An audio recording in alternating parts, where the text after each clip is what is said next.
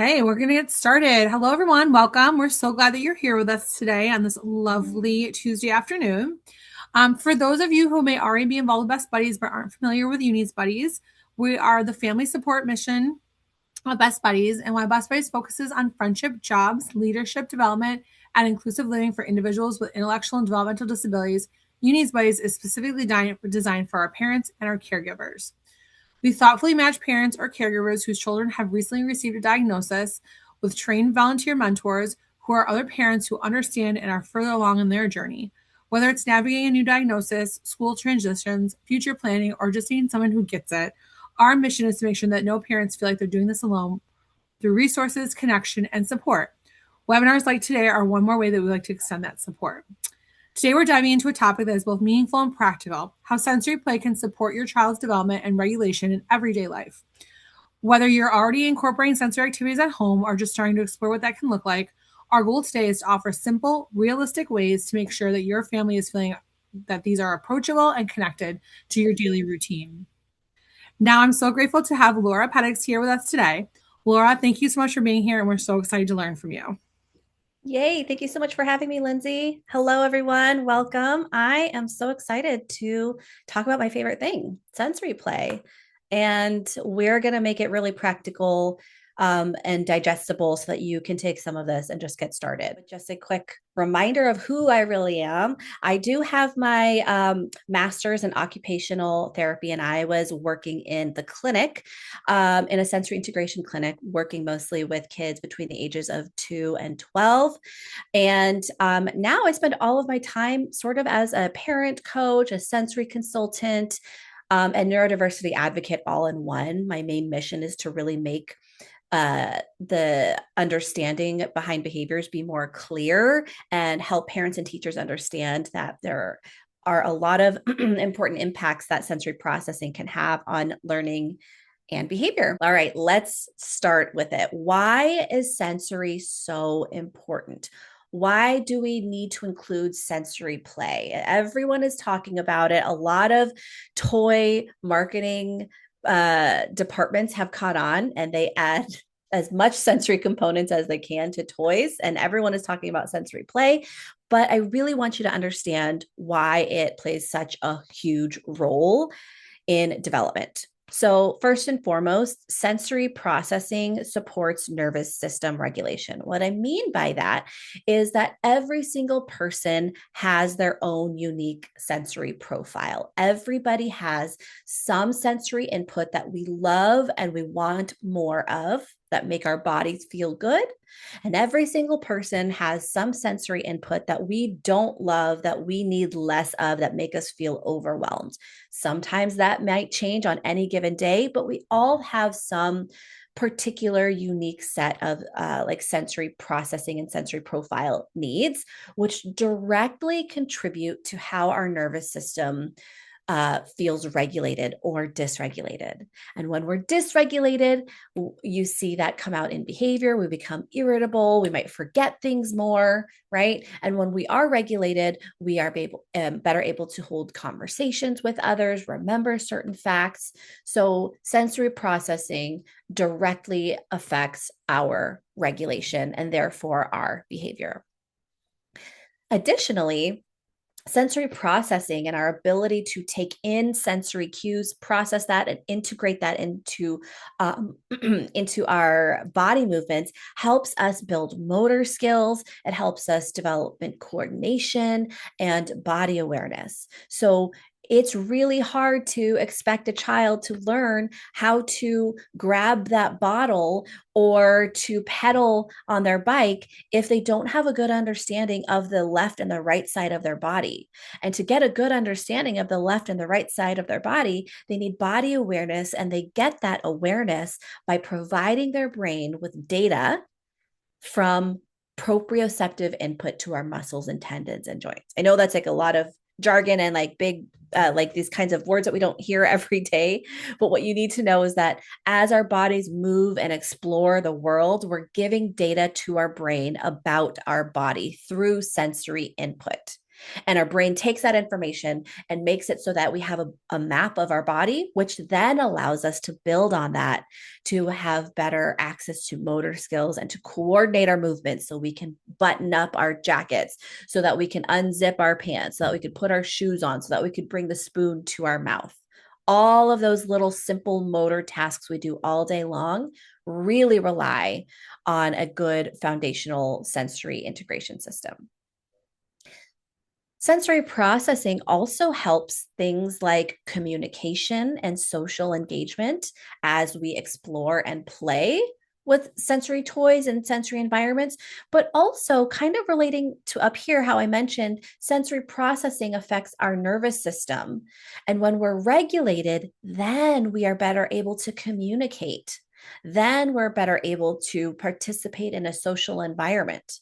When we're dysregulated, whether we're overwhelmed from too much sensory input or understimulated from not enough sensory input, then we start getting barriers to our ability to communicate, to express ourselves, and to participate adaptively in social environments.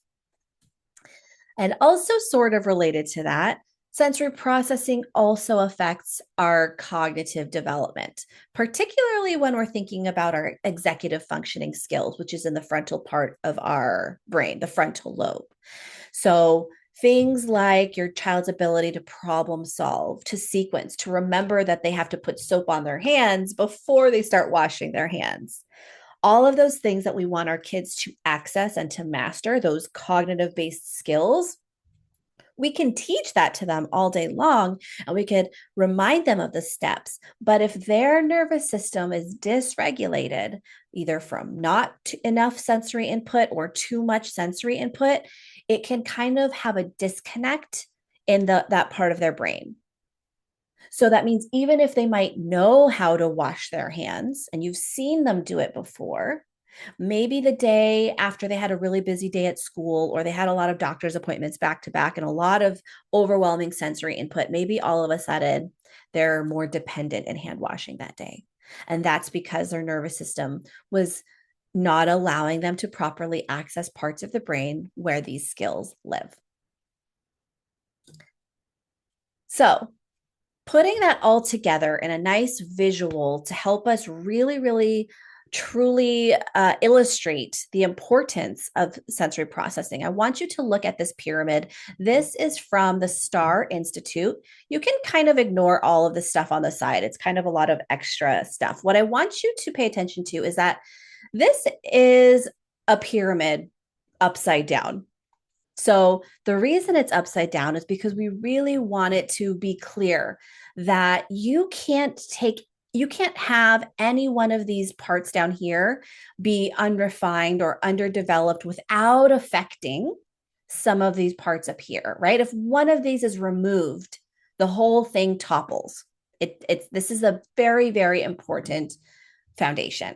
And down here are the 8 sensory systems. I'm going to introduce you to them in the next slide, but these are all of our sensory systems.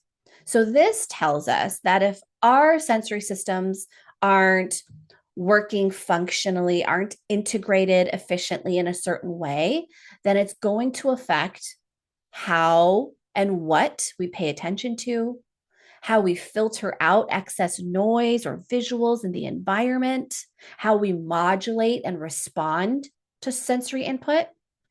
And if those areas are impacted, then it makes it really tricky for us to properly engage in self-feeding and develop other oral, fine, and gross motor skills, because you need these systems to have a good sense of body awareness. And then you keep moving up. If you are challenged with your body awareness or being able to plan and sequence things, it's going to affect your emotional control, how you come up with new ideas to play, how you interact with others. And then that affects how you learn functional communication. Do you see how we kind of keep building and building and building? Right? Parents and teachers are usually looking at these areas up here. This is what you notice on the outside. where you say, my child has difficulties with emotional regulation. They really struggle to communicate their needs. Their executive functioning skills need some help. They have a hard time with body awareness. They're getting too close to others. They're really struggling in social scenarios. These are the behaviors that you see and that you refer out for help for. And then when you come to me, when you come to an occupational therapist in a sensory clinic, we're always starting down here and we're doing sensory play. And if you didn't know this, you might say, what? Why are they working on sensory play? Why are they just playing with my kid? I'm here to help them do some fine motor skills. I'm here to help them work on their executive functioning skills. We always are coming back to sensory, and that is the scope that I'm looking through as an occupational therapist. And so we're going to get into some sensory play. And what I really want you to open up your world to today is to think beyond sensory bins. When you go on like Pinterest or anything, you talk about like sensory play, like 80% of the things I see are sensory bins. And there's no shade to sensory bins. Sensory bins are fantastic. There are a lot of benefits to it, but that's not the only way to use sensory to help your child's development and regulation. So we're going to move beyond sensory bins. So these were the 8 senses at the bottom of the pyramid. Okay. And so you probably have learned about the main 5. You probably know about the auditory sense, the taste sense, smell, vision, and tactile, which is touch.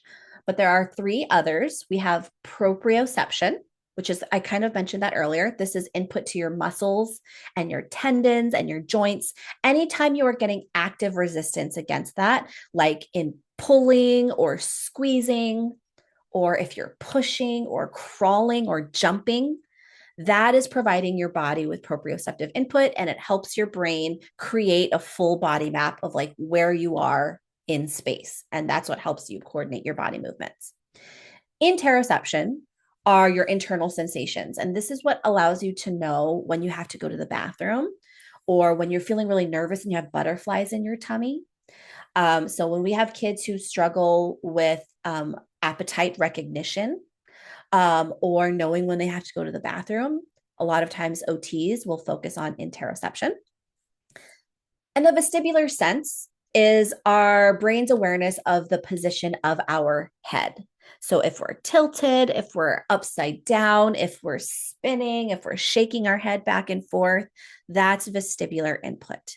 And so that also helps our brain understand where our body is in space, particularly our head, and also how fast and in what position we're moving through space. So that one's very important for postural control and balance, and also contributing towards gross motor skill development. So again, these 3 are ones that you might not have heard of, but all 8 of these systems are what we want to try to activate for different kinds of kids, depending on what they need most.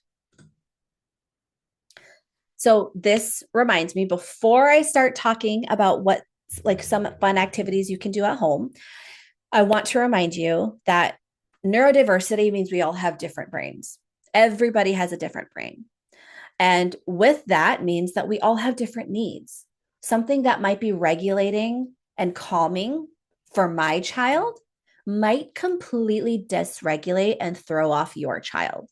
So you can't just take this laundry list of activities and assume that just because they're called sensory activities that it's going to work for your child. I always want parents to go into this and become what I call a sensory detective and try out, be curious about some of the activities, test them out, but also constantly take notes and observe your child's response to understand if this is something that riles them up, like energizes them, or if it's something that winds them down. So I have this free sensory profiles cheat sheet.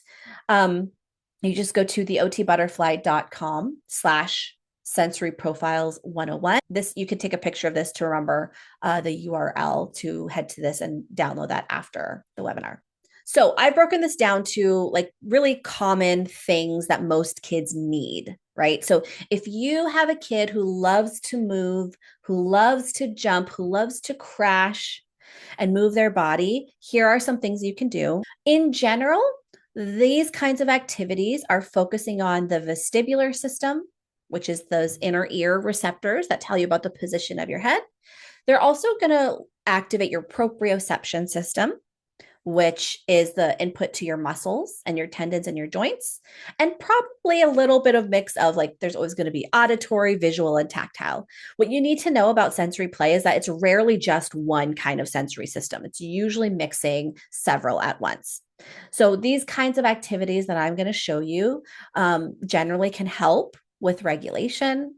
They can also contribute towards gross motor coordination, body awareness, postural control, and balance. So you can think about something as simple as a couch cushion obstacle course. You don't need to buy an obstacle course kit. You can take all of the pillows you have from your couch, put them on the floor, and have them step over some pillows. Maybe they have to try to balance with a pillow on their back and they have to crawl to not let the pillow fall off. Maybe you can put a Pokemon card under a couch cushion so they have to lift it up and use their big muscles so they get some sensory input that way and find out what the card is. And then maybe they have to act like that Pokemon to get to the next station. You could also do something simple like push a laundry basket, like maybe like a set of books on the bottom and put a blanket over it so it has a little bit of weight to it. And then maybe they could push it around the floor and collect puzzle pieces. You can also integrate animal walks through a hallway. And so instead of just saying, hey, let's go brush your teeth, you could say, hey, can you crawl like a bear to the bathroom? Not only is that going to help distract from them saying, I don't want to brush my teeth, but it's also going to provide a little bit of sensory input during a transition that might be stressful for them. So we're like secretly regulating them along the way. Same thing with wheelbarrow walks. This is what she's doing here, and I'm going to show you a video. Wheelbarrow walks is another great one to help with connection during a transition while also providing sensory input. You could put a mattress on the floor. You could put more couch cushions on the floor. You could go to Costco and buy an extra large dog bed. I want to say they're like $60 or $70. I haven't checked in a while. And that could be your crash pad. You do not have to buy the really expensive clinic style equipment. And you could even do like a big bear hug or squeeze them between couch cushions if they like that squeezability and being squeezed. Some kids really find that sensation very regulating, and that's going to provide their brain with more data about where their body is in space. So now for the kid who needs like more calm and quiet, maybe you need this like right after school, or maybe you need this right before bed. These kinds of things can help with regulation, can help with anxiety. And if you do this Play-Doh or therapeutic activity, which I'm going to share in a second, that might help you with fine motor skills.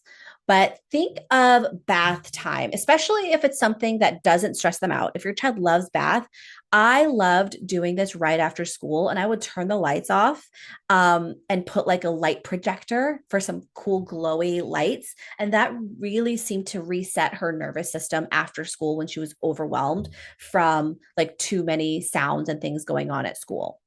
So I didn't put a link to this, but the brand of these little glow cubes is called Glow Pals. That's GLOPALS.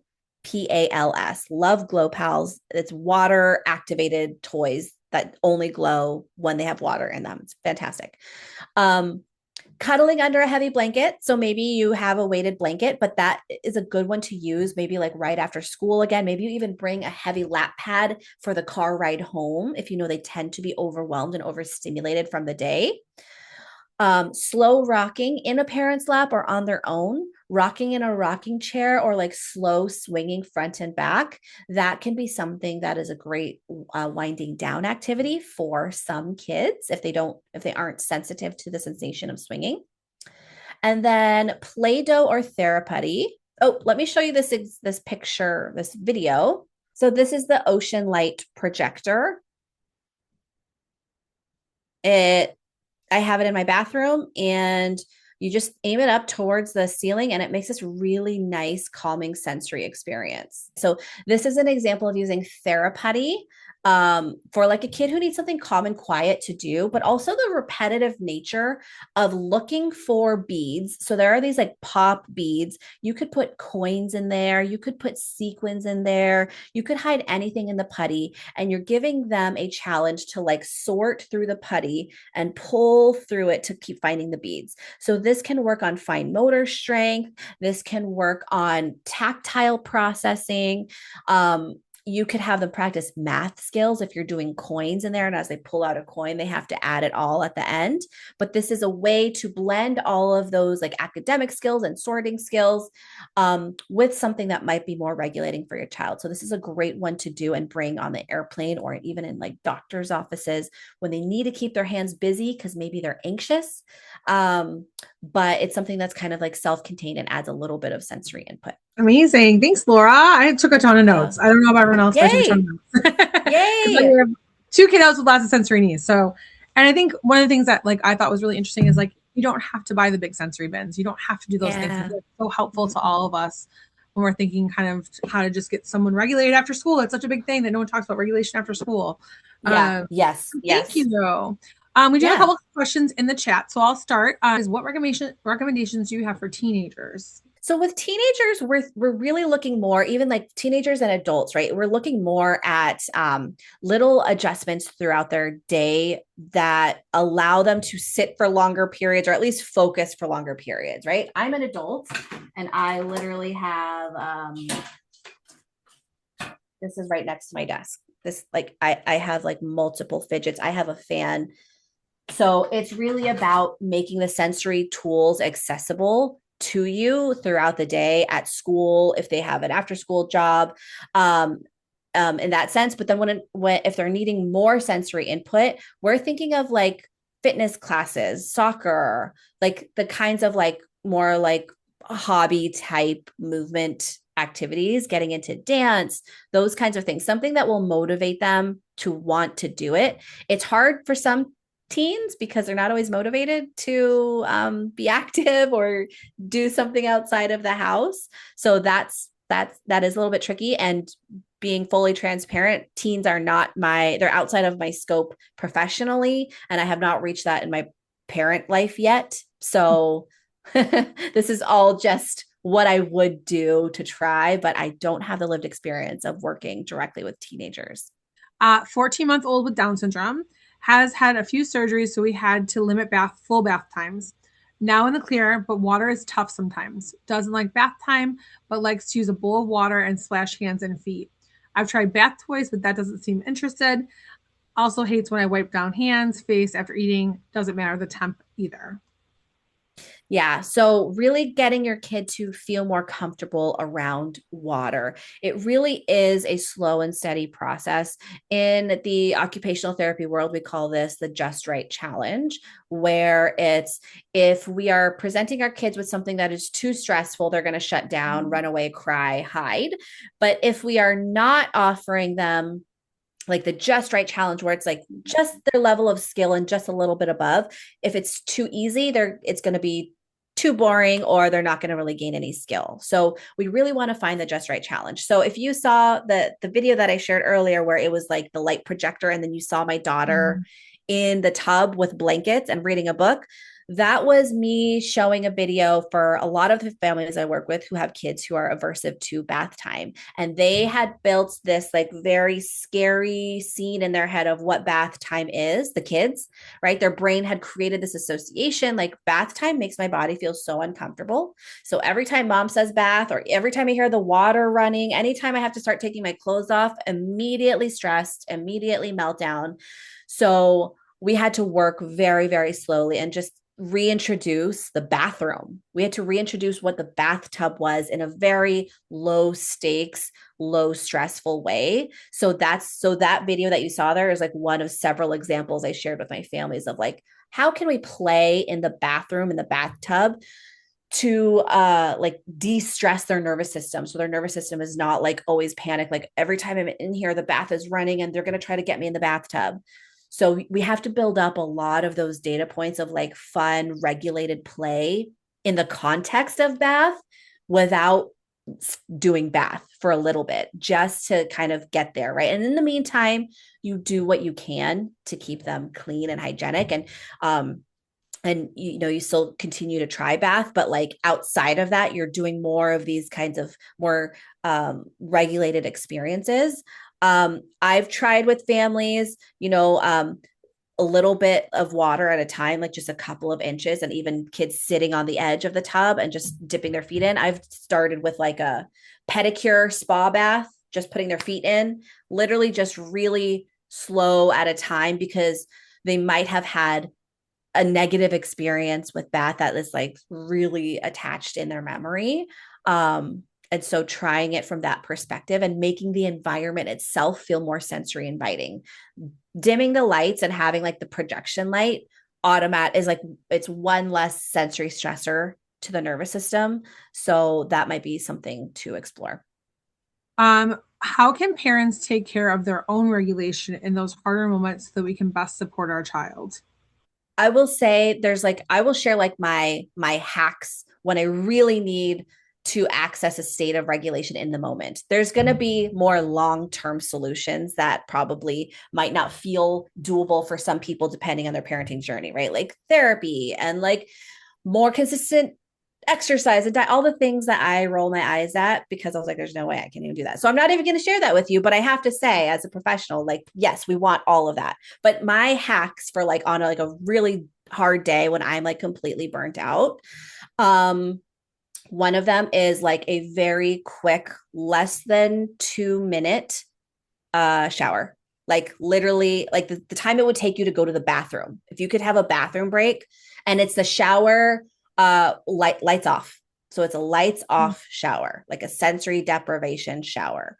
Not like really washing my hair, but literally just like, because the thing I've noticed for my body, I get very dysregulated and irritable when I overheat, and I overheat when I get stressed, and I'm always always stressed. I don't like the feeling of overheating or sweating and things like that, right? So basically washing off that like stickiness feels good, the water feels good on my body, and then the lights off is just like an inhale, right? I have a there's one of our bathrooms that has like a shower bench. Like I would literally sit in the dark with like shower on me. Okay. So that's like a quick one to do if I'm at home.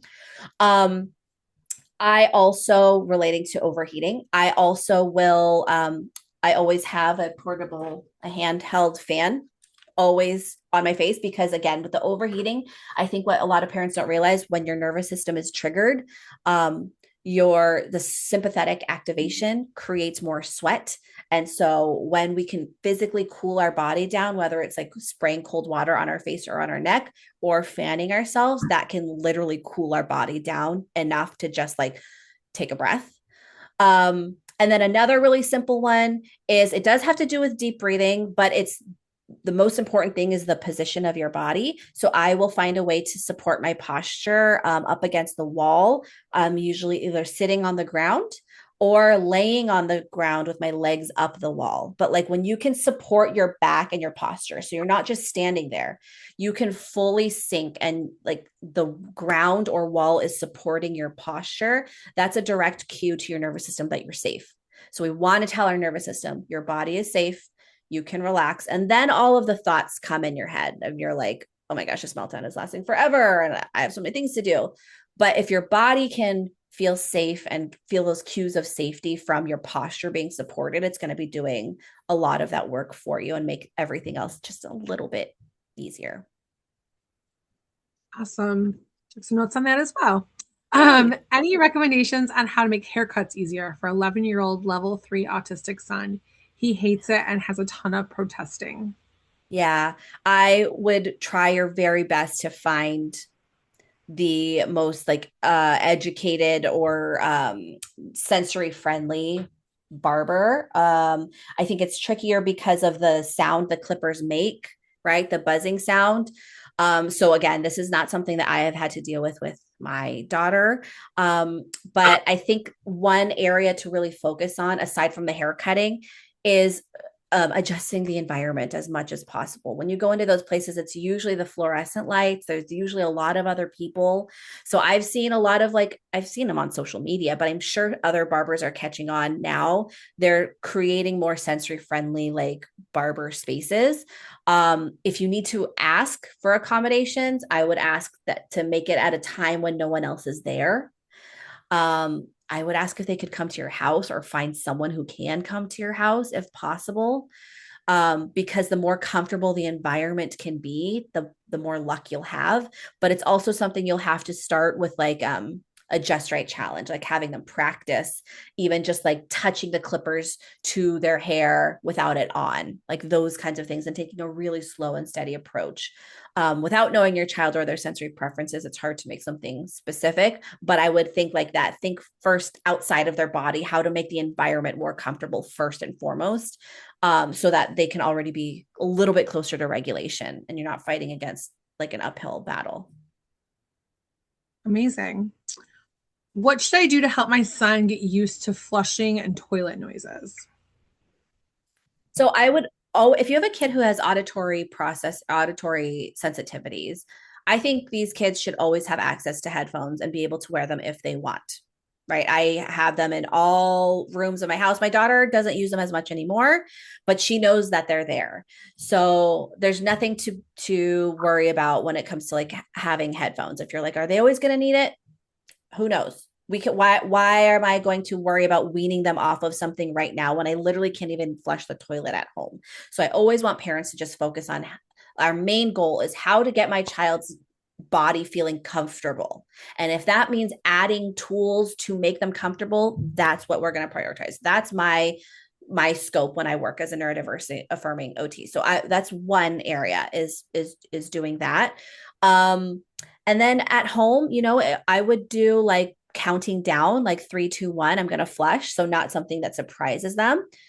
Public restrooms are a harder one. And even the most well-educated adult autistic sensory processing challenge person still struggles and hates the sound of like public bathrooms, right? So our goal is not going to say, how can I get them to not be afraid of it? But how can I give my child the ability to find regulation and comfort to be able to use the bathroom in public when they need to, even if they know it's going to be something they don't like? Can I help them find a way to feel comfortable enough to go in, use the bathroom, and come out and then regulate again? Like that's more of our goal rather than how can I get them to tolerate toilet flushing.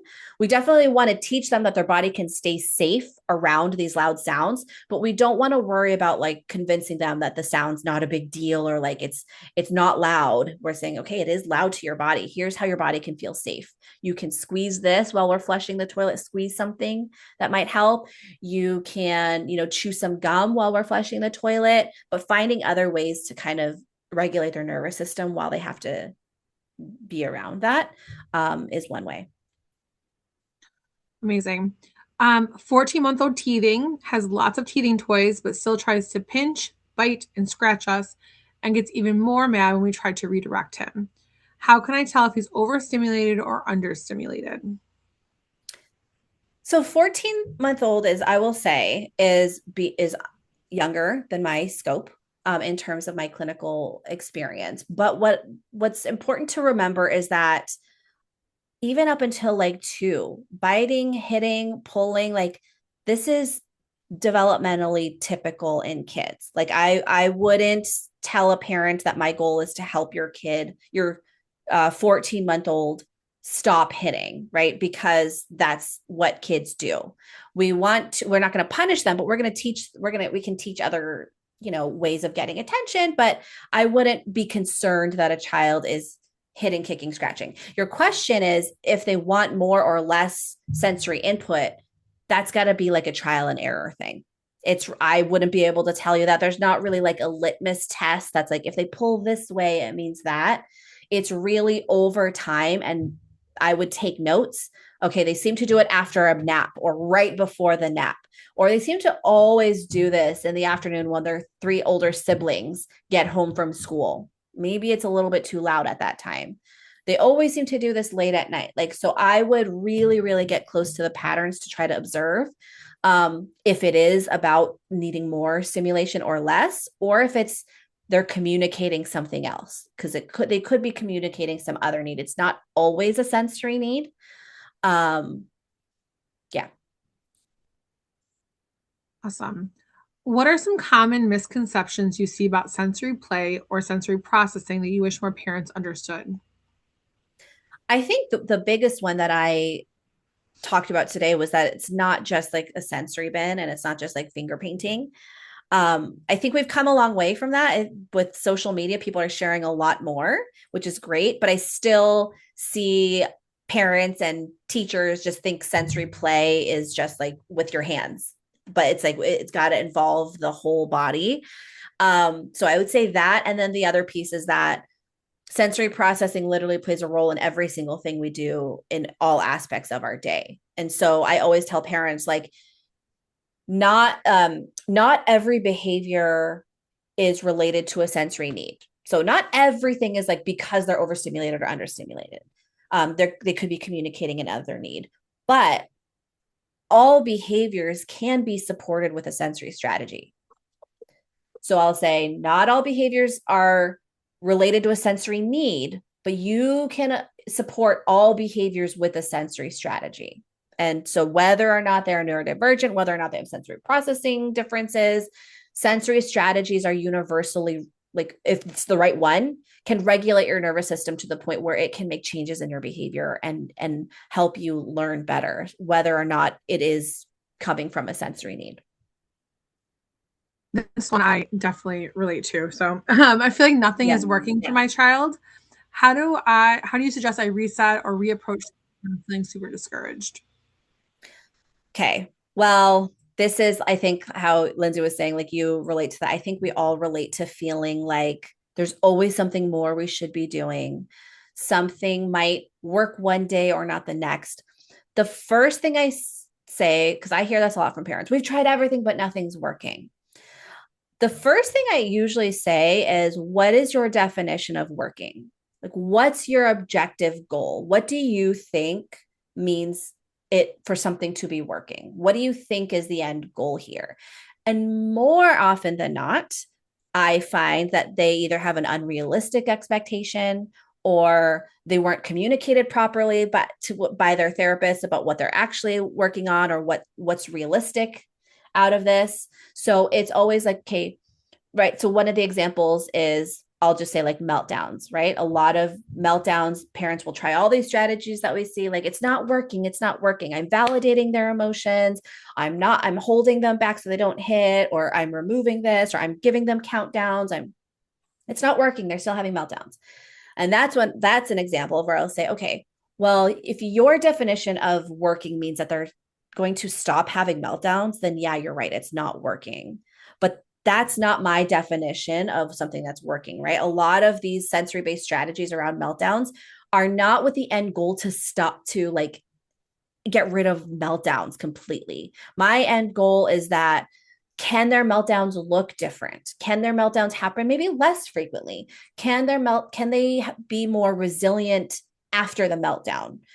Can we find something that actually works during the meltdown, so next time my child has a meltdown, they are more willing to hold on to this book that they wanted last time? So it's always going back and understanding what your definition is of what it is to work, and whether or not that's something that we should even be expecting of our particular kid, the one in front of us, right? And separating, like, am I wanting my child to behave and act like some other kid, or do I have these expectations in my mind of what I want my kid to do, and is that not even something I should be aiming for? So that's always like the first part I would start with, and then from there you can troubleshoot and see, like, what changes you might need to make, or maybe it is working and it's just your definition that kind of needs a tweaking. Love that.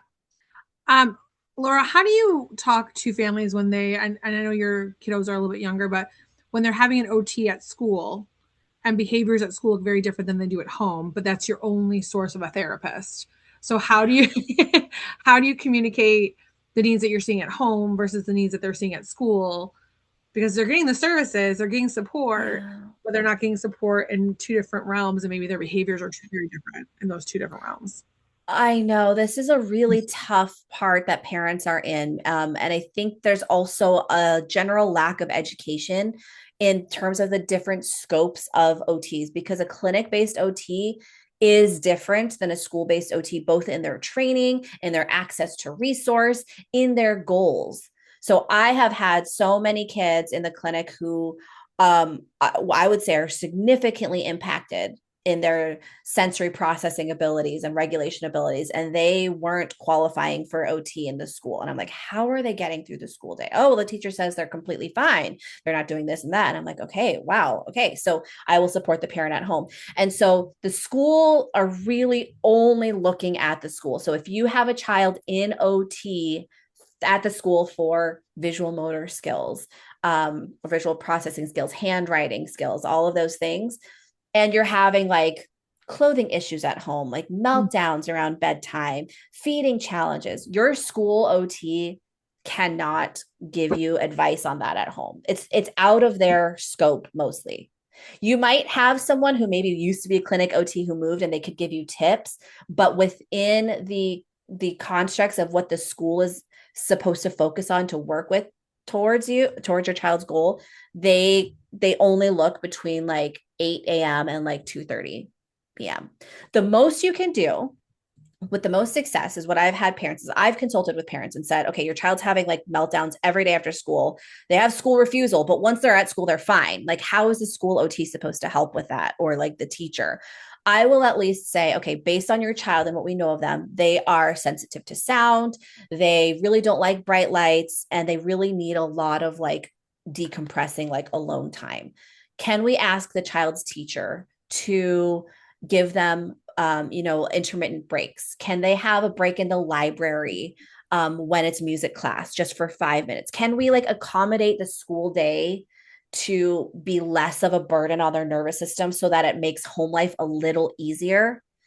That is the most like successful way I've seen school services help at home, but they don't always go with that because they're like, well, we're not seeing it. We're not going to, you know, help that. And I will say like school-based OTs, school-based services in general, they're not really preventative. They're more reactive, and they just get them to a certain level of functioning and then they like discharge, right?